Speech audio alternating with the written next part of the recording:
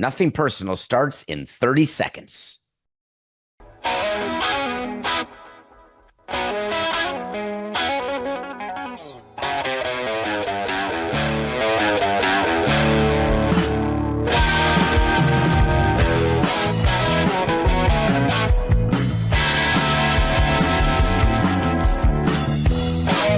It's just business. This is Nothing Personal. Here you go. Here you go.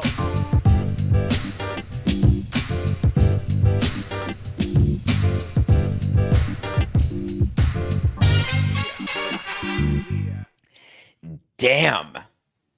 That's the Nothing Personal word of the day. It is Monday, the final day of March 31st, 2025. Damn, as in damn the torpedoes. You knew we'd start talking about torpedo bats. MLB had its first weekend. We've got 26 to go. Torpedoes, damn. I want to just give you a 1-minute lesson because people keep getting this wrong. Not the fact that it's not against the rules to have a torpedo bat, because it's not. Not the fact that no one's using them except the Yankees. That's not the fact. People don't know the provenance of the expression, damn the torpedoes. Back in 1864, there was a colonel, David Farragut. He was with the Union, and they were storming one last area called Mobile Bay, and it was against the Confederacy. And they were getting ready, except there were tons of mines and tons of problems. And the general said, damn the torpedoes, go forward. It's a great expression, isn't it? Don't you ever say that when you're going into something, you don't know what the result is going to be, but you do it because it's right, because it increases your odds? You do it because you have an advance, you have a thought, you have a strategy that may not have been employed by the other side. Any sort of microscopic advantage anybody's going to take on the battlefield, why wouldn't you do that on the playing field? We always talk about the fact that it is called having an advantage or having, remember money. You know what? Let me give it to you this way, because I've been involved in debates now all day, this yesterday and since the Yankees went off against the Brewers. 9 home runs in one game, 13 over 2 games, setting records left and right. Aaron Judge on pace to hit 669 home runs in one season. Michael Kay, the unbelievably iconic broadcaster for the Yankees, points out during a game that the Yankees' bats look like a different shape. And then you zero in and you see that Jazz Chisholm and Anthony Volpe and Paul Goldschmidt, who just happened to hit home runs on a random Saturday in March, are using a bat that looks different. And so then people lose their minds as though they've forgotten what exactly the job is of a baseball team. You've got two sides of a team. One side is trying to find every advantage to do something that the other side doesn't want to be done. Pitchers work all day long, all year. All they do is figure out what's the best way to get a hitter out. They do it based on their own stuff. They do it based on what the opposing hitter is good at, where his hot zone is. You are developing pitches and strategies. You are developing grips. You are developing sequences and cadence for the sole purpose of being successful. More successful than you would be had you not had the proper information that is readily available to everyone. I'm going to get back to that, so keep that in mind. Readily available to everyone.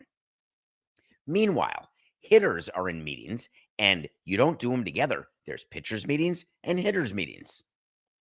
Hitters are in meetings trying to figure out, what's a pitcher doing? Is he tipping his pitches? What's his normal sequence that he uses to try to get me out? How do I focus on seeing the seams as quickly as possible so I can see the spin, so I can decide what I'm going to lay off, what I'm going to sit on, for the sole purpose of trying to do the single hardest thing that exists in all of sports. Hitting I think most people would agree, is the single hardest thing that is done in any sport.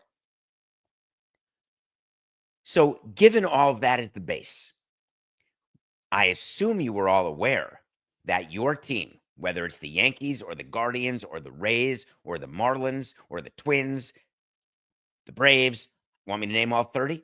Spend money, time, resources trying to get their hitters to hit better and their pitchers to make it so the hitters can't hit better.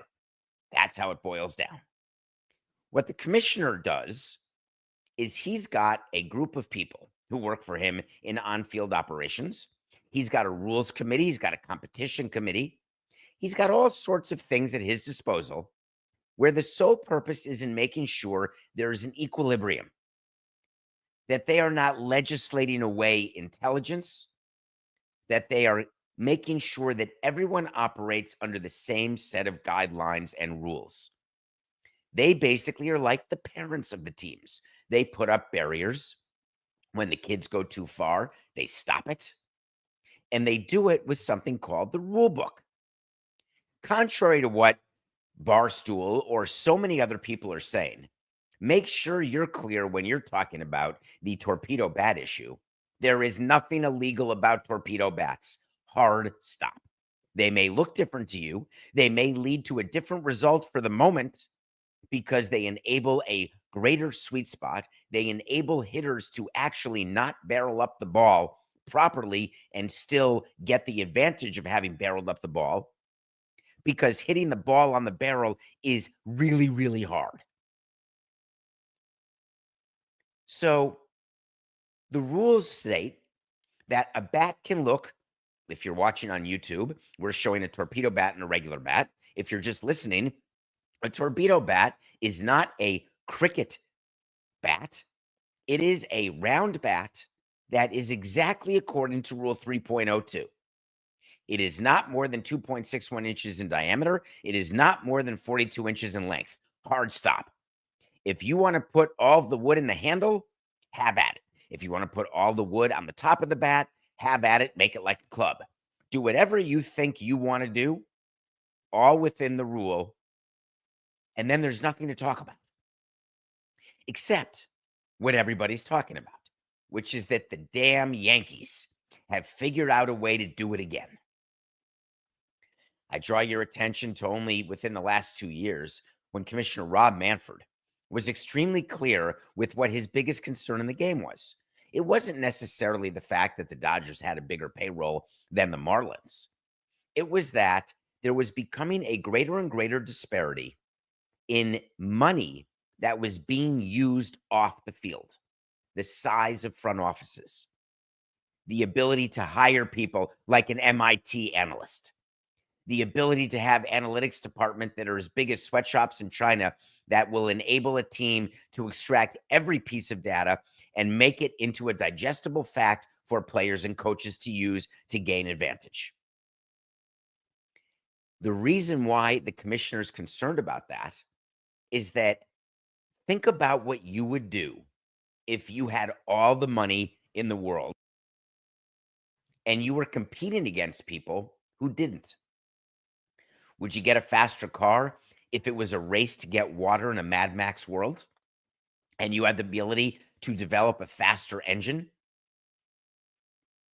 Would you find a way to have different clothes on in order to run faster? Do you remember in swimming when people started wearing bodysuits or started shaving the hair on their body because there were studies done that you wanted no drag in the water?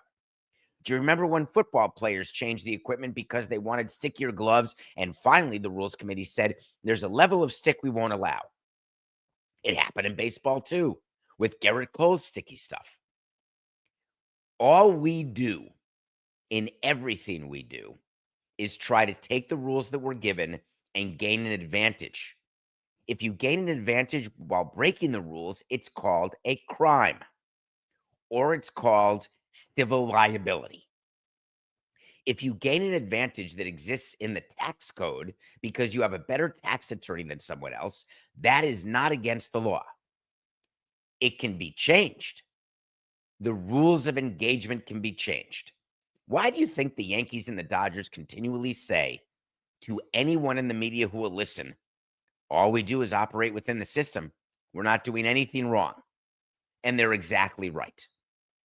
Why is it when the A's developed Moneyball, which they didn't, infield shifting, which they really didn't, but why did MLB change the rules on the infield shift? Because there was such an advantage given to the defense because of that shift that they decided as an organization that they were not going to allow it any longer. So they changed the rule. Now there's no more shift, except the shortstop still plays exactly according to the limit of what the rule allows, which is why you see a shortstop about an inch to the third base side of second base when there is a lefty up that would have merited the shift. When the pitch is thrown, the shortstop's on the move, but not before. Yet another thing for an umpire to pay attention to.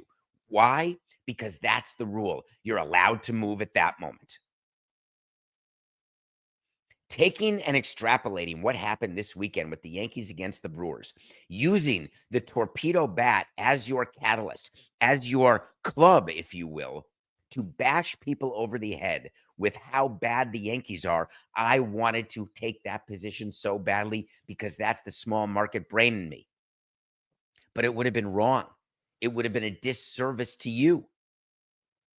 What the Yankees did is spent money that they're allowed to spend, developing something that they're allowed to develop that is being used by teams other than the Yankees for the sole purpose of doing something better. That's exactly the type of innovation we want people to have. We want people to be incentivized. I don't want to pay farmers not to grow corn. I want to have people paid to make me better, to make my results better, to make my team better. The Yankees clearly went through the math. If everyone starts using torpedo bats, there is no advantage to the Yankees players using torpedo bats. The advantage is simply for a specific player on the margin. Is it true that Jazz Chisholm will now hit more home runs and Aaron Judge won't because he doesn't use the torpedo bat? Well, that turns out not to be right. Or that Anthony Volpe now, with his bad swing and his inability to make good contact at the right part of the bat, is now going to have a better season, be a good player, so the Yankees become better. Therefore, the torpedo bats shouldn't be allowed? Does that make sense to you at all? Major League Baseball is highly incentivized to encourage this type of innovation. And then they're equally incentivized to figure out if it's fair. The fair test is something that interests me greatly because the fair test shows that the Dodgers with their TV revenue competing against the Guardians with their TV revenue on its face is not fair. So you make changes like revenue sharing. But never would you make a change that is based on paying a premium for hiring better people to do better work that enables you to get better results. No business would ever do it. It's counter to any business strategy I've ever heard of. What happens, though, if the Dodgers are in a position to hire 14 people and hope that one of those people ends up being smart and the other 13 end up doing nothing and getting fired, whereas the Guardians can only hire one person? And you have to go 1-for-1 in Cleveland, and you can go 1-for-14 in LA, and that's the way you get to the same result.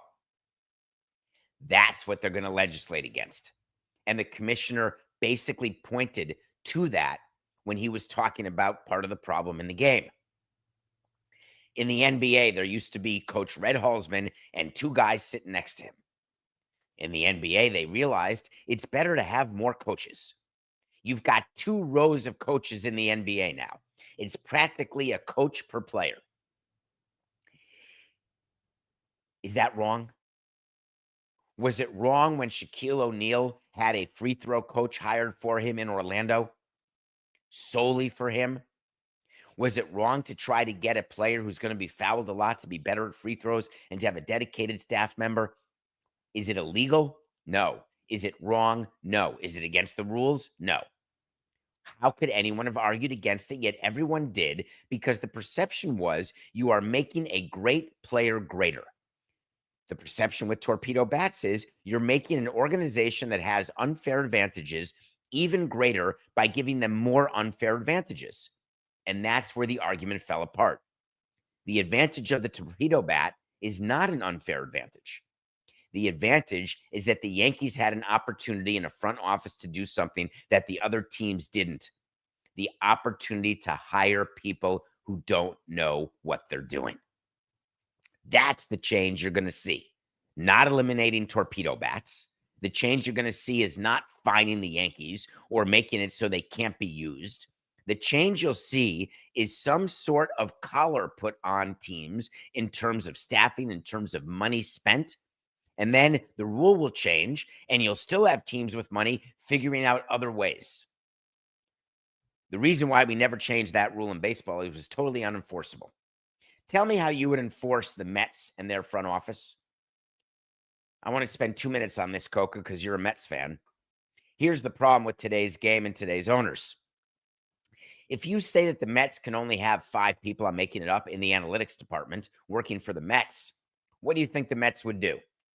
Steve Cohen would have 40 employees who work for his hedge fund doing nothing but baseball analytics, which frankly half the people do anyway, in a way to get into the game, and hoping.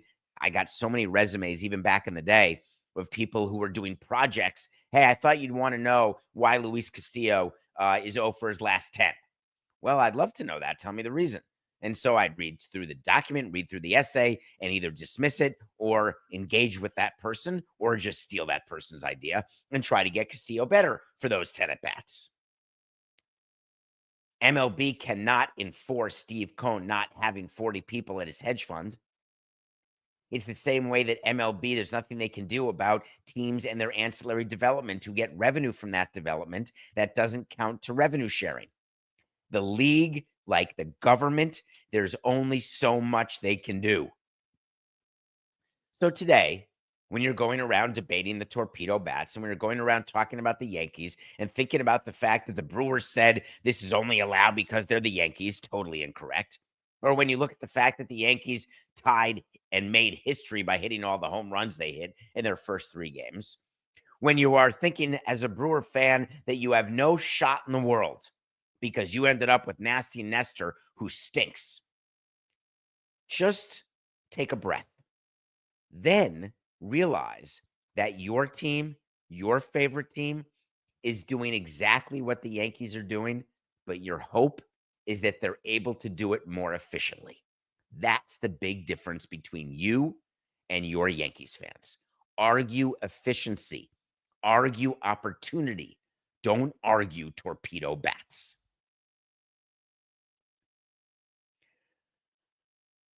Max Scherzer is stealing money from my friends up in Toronto. I think you all knew it deep down when he signed for $15.5 million. It probably wasn't going to be a good signing. We've all done it. It used to only cost $8 million back in 2005 to have a bad signing. Now it costs $15 million, $20 million, sometimes $100 million. Max Scherzer made his first start for the Blue Jays, and Nothing Personal fans knew immediately that he wasn't going to pitch more than 50 pitches because Max Scherzer came out and said, I've got a thumb problem. And my thumb problem makes it so after 50 pitches, it hurts so badly that I have to change how I pitch because the thumb is important. We covered this last week. Therefore, I'm going to hurt something else. Wouldn't you know it, Max Scherzer got to 45 pitches in his first start for the Blue Jays, who ended up splitting their season opening 4-game series with the powerful Baltimore Orioles. Max Scherzer comes out of the game, and he's now on the injury list.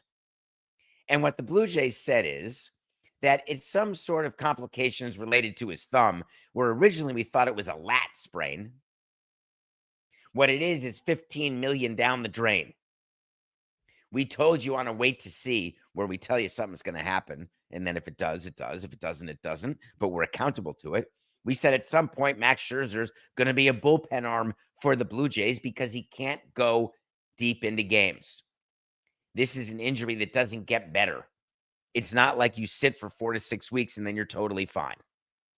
So the decision's going to have to be made what you're going to do with Scherzer. I feel for the Blue Jays. I really do. Here's what I would do. I'd release him. That's harsh, isn't it? The reason I'd release him is I still have to pay workers' comp and I have to get him healthy so that he is able to come back. That is the threshold for when you're done with your workers' comp responsibility for a player, an injured player you've released. You have to rehab them until they could play a game, not until they do play a game, until they could play a game. Sometimes you have fights because players like rehabbing so much, but generally it works out fine. Players agree, yeah, I'm ready to go. I just stink and I'm not being signed. The reason why I'd release him is that the Blue Jays are in the middle. The middle. That's funny. Coca. That's funny. I'm not going to 4869 that. I'm actually going to use that to point out a little math. Do you know where we are in the baseball season right now after 4 games?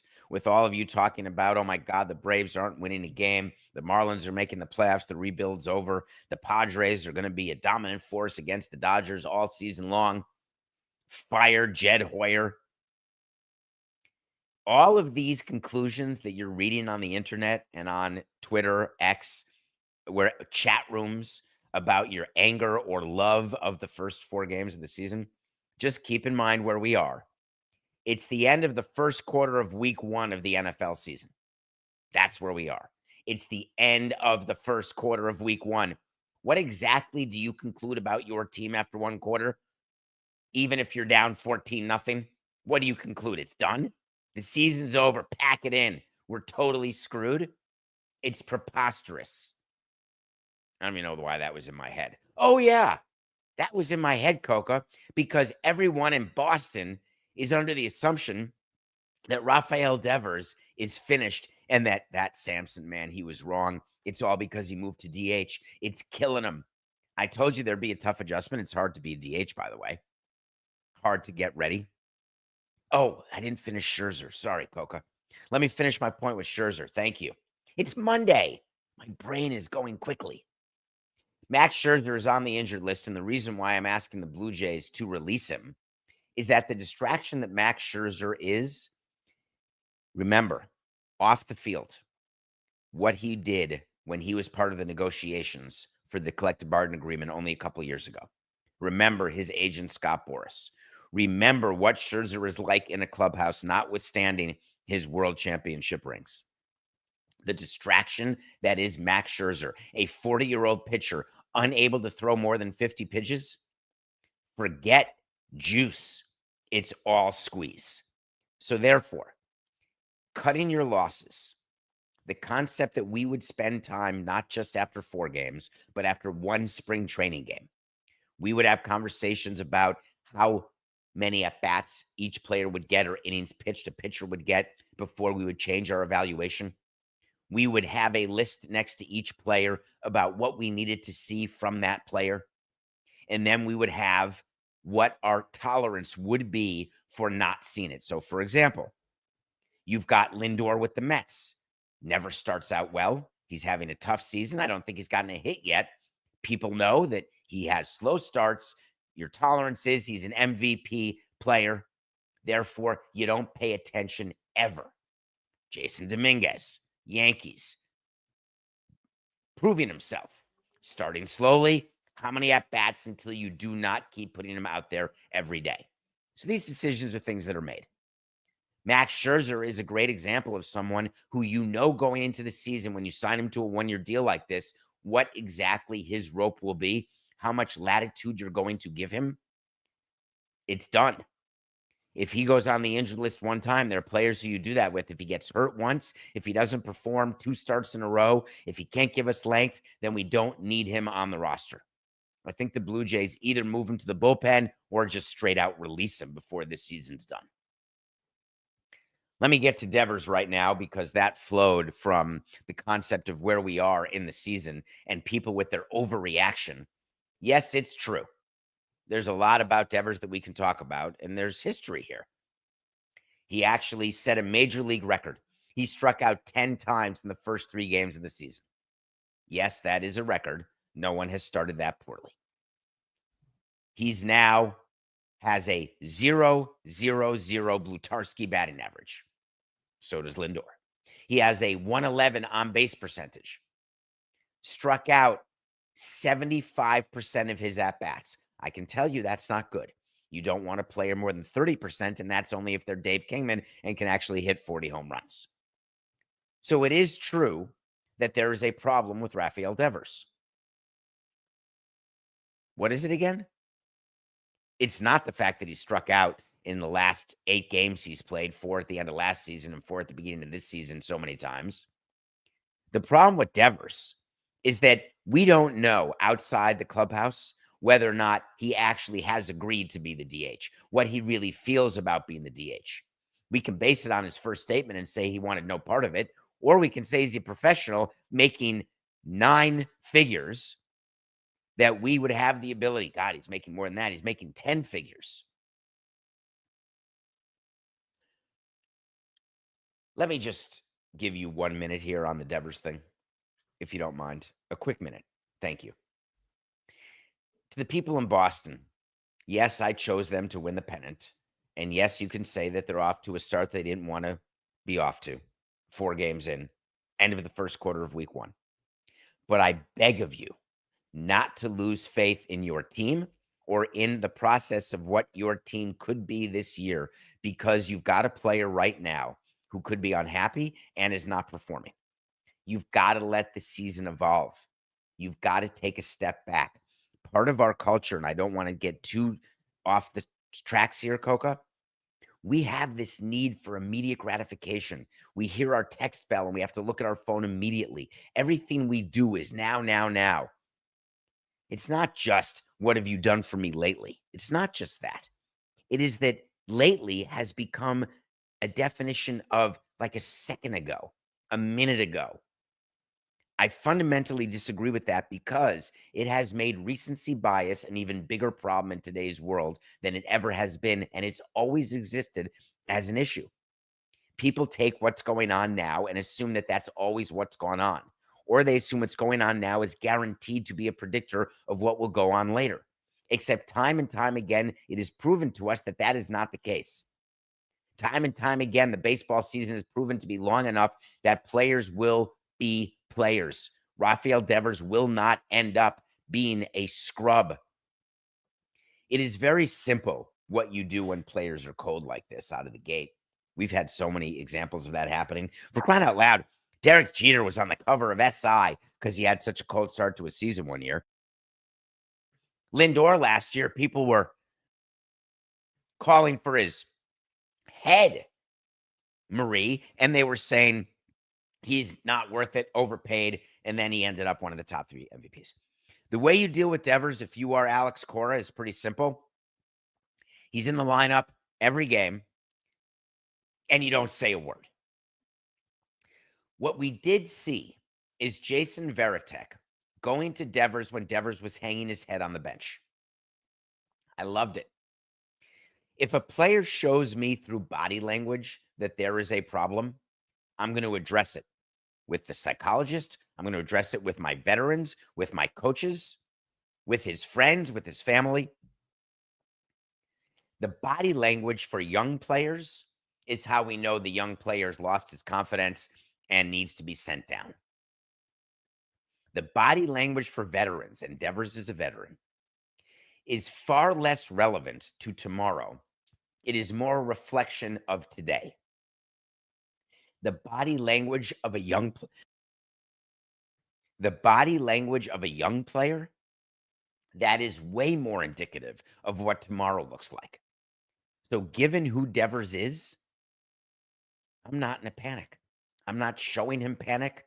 I am merely there to love him and put him in the lineup. I want to talk a little bit, if you don't mind, about Jeff Conine before we go to break here.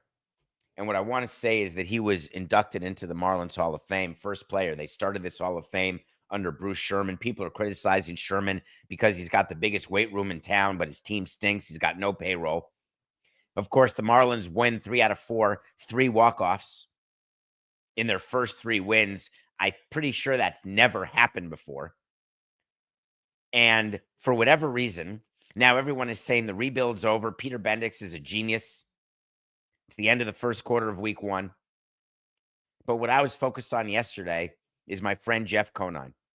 known as Mr. Marlin, holder of 2 World Series rings, who wore his 2003 championship ring yesterday, and his son Griffin, who is a current player playing at Marlins Park, a stadium that Jeff Conine was involved in building. And I don't mean building because he's the foundational force of a 2-time World Series championship franchise. I'm talking about Conine was with me as we designed the clubhouse, as we designed the field, the dimensions. He was a part of everything. Now his son is playing in that ballpark and hit a home run to tie the game yesterday on the day Conine was inducted into the Hall of Fame. It simply is, it was emotional. Congratulations, Niner. I couldn't be more proud. And Griffin, keep going, man. So, Coca, do you want to go to break, or can I talk about what MLB did with its opening day problem? What's your preference here? We're going to go to break, and when we come back, we're going to review a show that just finished, and I want to talk about something MLB did and give you an idea of why they did it. We'll talk about it after the break.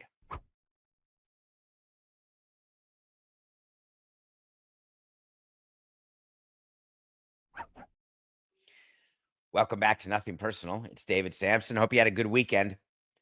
I watched the entire season 3 Reacher. I'm going to take 1 minute of the show to talk about this. It's terrible acting. Yes, Anthony Michael Hall is in there, who is the geek in the Breakfast Club. I loved it the way I love cotton candy. It tastes good, and then it just disappears. It's fluffy and wonderful, and then it's sticky and syrupy, and then you have to wash your hands 3 times. I don't remember one thing about Reacher season 3, except there was Reacher and then a guy bigger than Reacher, and I kept waiting for the next episode because they dropped every week.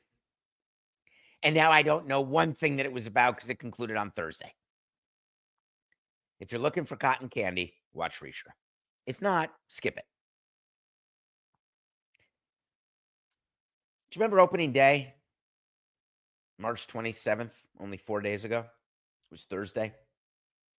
On Friday, we talked about something that happened where the league ran out of hot dogs and everyone got upset. Everyone was furious. Everyone was online saying, how could our MLB app not work?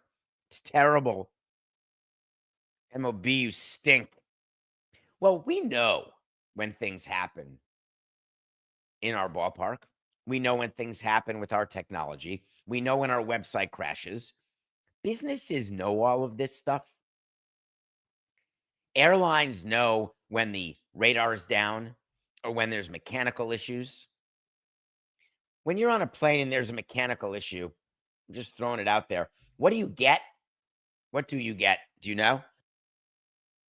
For those of you who don't fly, the answer is you get nothing other than a delay. Or if you're really going well, you get a cancellation.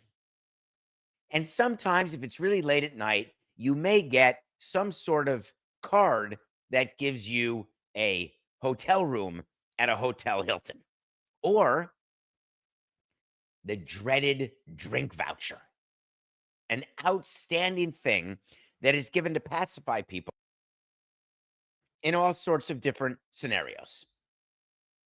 Do you know that all that is planned? Do you know that before a season started, we would get the players to sign a whole bunch of items, and we would give a percentage of those items to customer service? And then we would write down what merits what. A dropped ice cream cone. You don't get a signed Stanton jersey. You get another ice cream cone. A sponsor who doesn't get his money's worth because attendance is way lower than projected, and we feel as though that sponsor won't renew because they don't feel they're getting the value, they may get to meet a player. They may get dinner with me. They may get a bunch of memorabilia. We go down and go into really deep specifics. Our parking garage doesn't empty fast enough, and we get a complaint about egress time. That's worth an autographed ball of a utility infielder.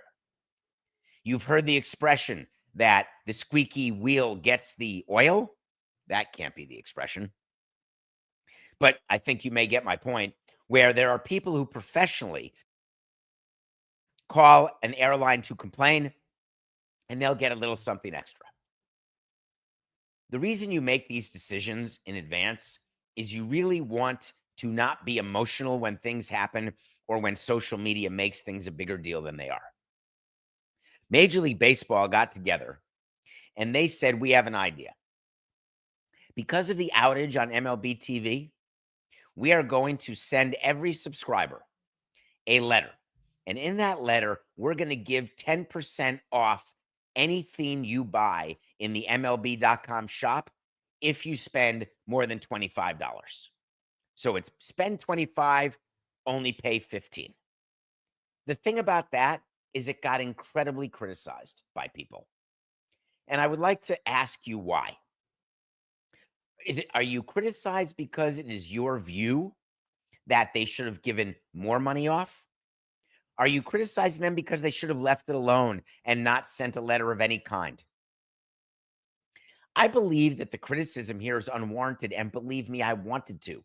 I wanted to be with you. I wanted to be relatable and have you like me more by saying, man, MLB, what a bunch of dogs. I can't believe all they did was $10 off and make you buy more. Have you not seen what companies do all the time? Do you know what a BOGO is? You can't get one free unless you buy one. Do you know what the incentive purchases are when you're checking out of the grocery store or checking out of an online shop? Or you're buying food online and they say, hey, you bought French fries. Why wouldn't you want a Diet Coke? If you buy 2 French fries, we'll give you the 3rd French fry free. Or how about a value meal? Would you like to supersize it? Companies are doing this always. This isn't recent. It's not like MLB said, oh my God, we're so brilliant. We're so sorry about the technological issue that we're going to think of something. Wait a minute. Let's give people a discount if they come to the store and buy stuff that they otherwise wouldn't have bought. It's marketing. It's sales. MLB didn't owe you anything. You don't get a discount.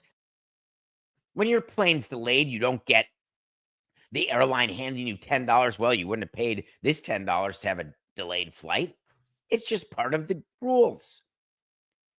When you are a part of a website, Instagram, Facebook, X, and there's an outage, they don't pay you your sub money back.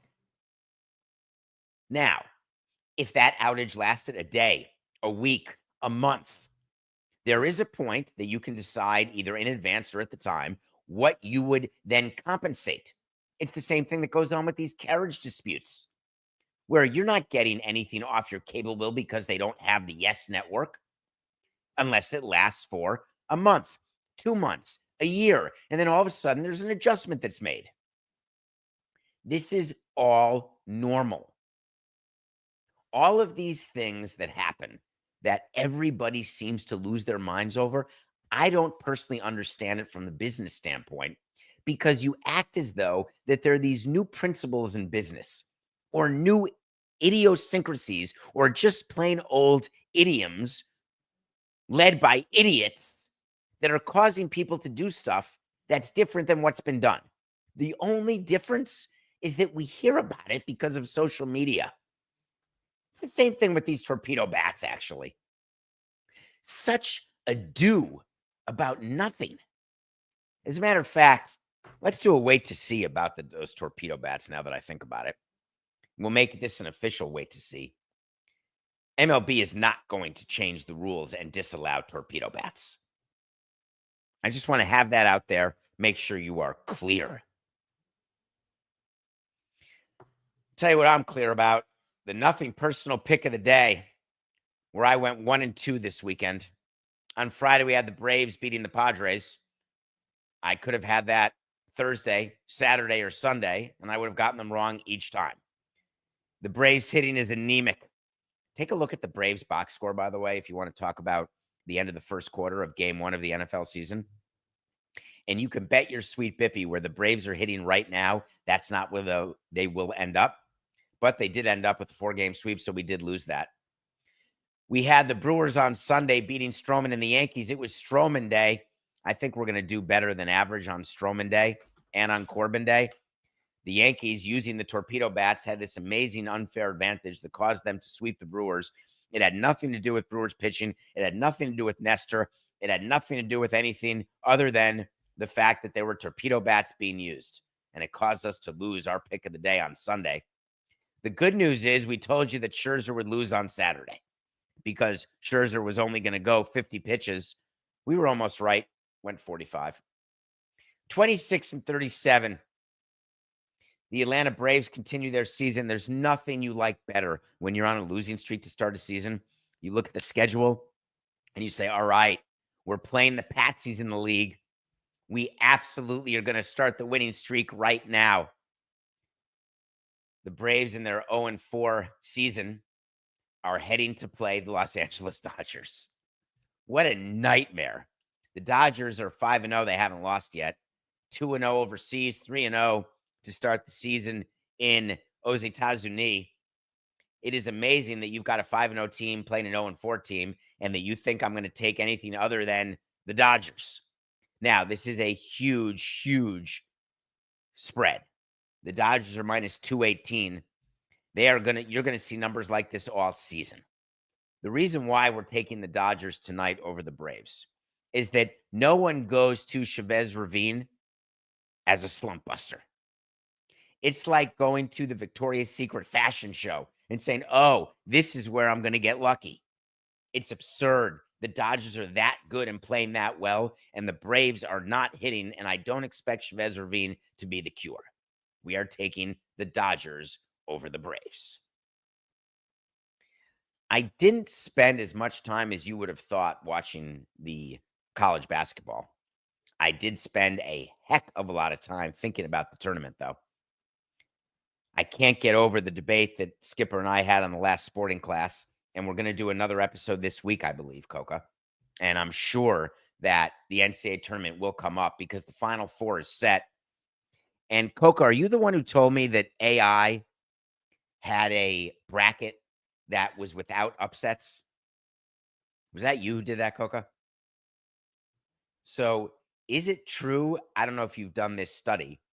Is it possible that that is the winning bracket right now? Coca's saying not even close. I assume that is simply anecdotal and not totally accurate or statistically full of analysis because the Final Four are all the number one seeds. And the Final Eight were all the number one and the number two seeds except for one number three seed because St. John's lost. So it would occur to me that if you're only taking the lower seeds every game, that you would have exactly the number one seeds as the Final Four. But maybe I have it wrong, Coca. It is true that for the first time since 2008, it will be an all number one seed Final Four. It is also true that that is in no way indicative of where we are in the sport. People are saying it's NIL.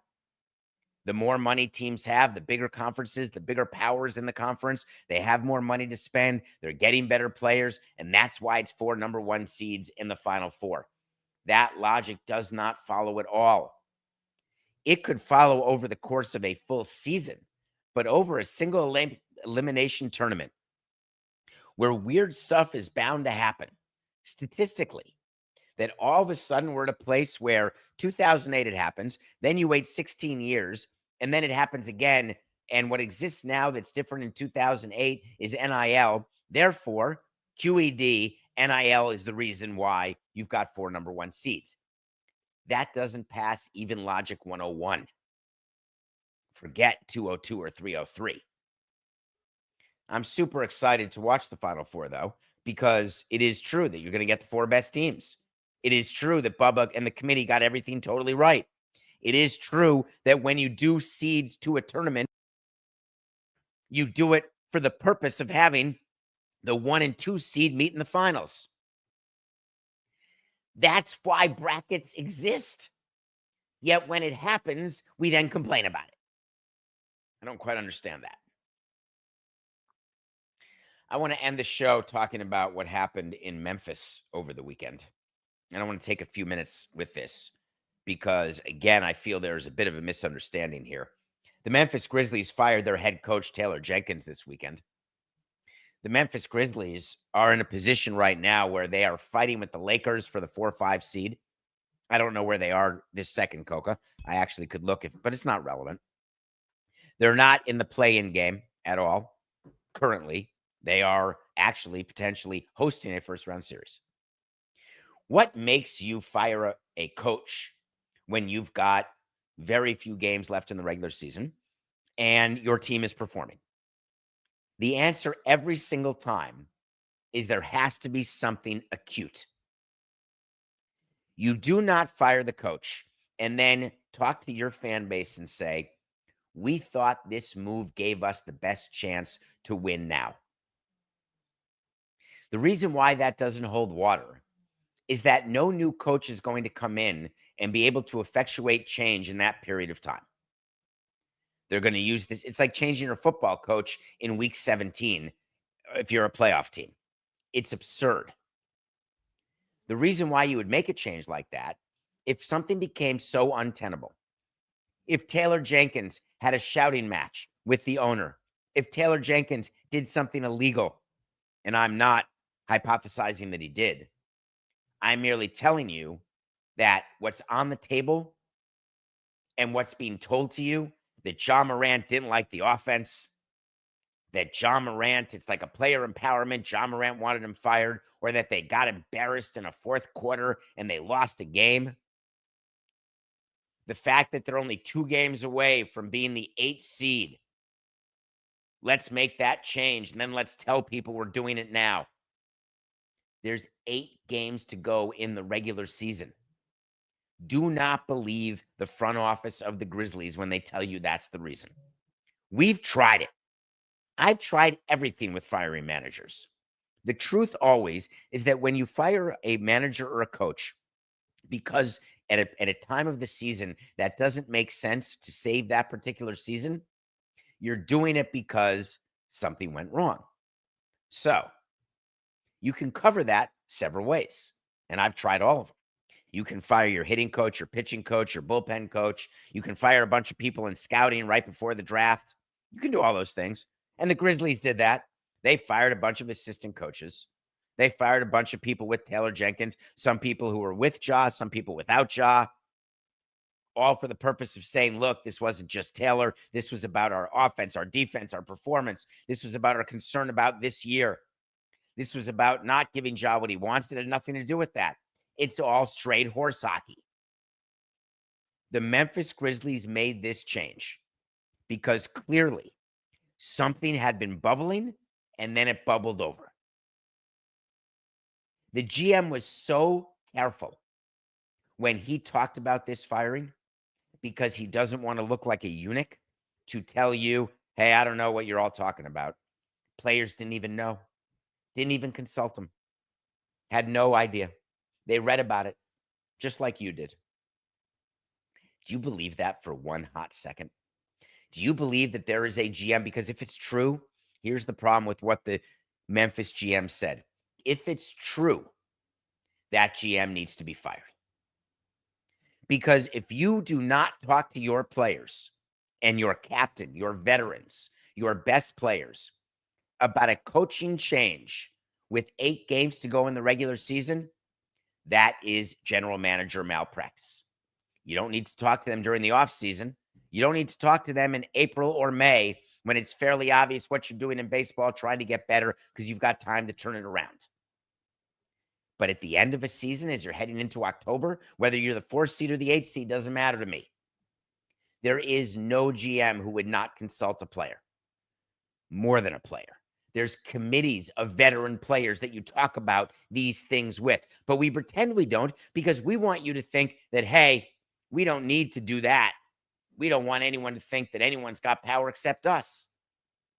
But in fact, it makes you look ridiculous. It's not giving powers to players when you talk to them about what do we do here, and then you listen to the players and then either do what they say or don't do what they say. But input, it's like companies get input from employees all the time. That's why there are evaluations up the chain and down the chain. There's always evaluations happening. and you have to involve everyone who's close to it. Otherwise, you're never going to get better. Why couldn't the GM just have gotten up and said, yeah, of course I spoke to the players and they could not operate under this system anymore. And they felt as though there was time this season for a change. I disagree, but I'm going to go with them. What would be wrong with doing that? If I'm the owner of the Memphis Grizzlies, I'm calling in the GM right now. And I'm saying, listen, you got your PR wrong. Why didn't you just look right into the camera and say, it's just business? Sorry, Mr. Jenkins. This is nothing personal.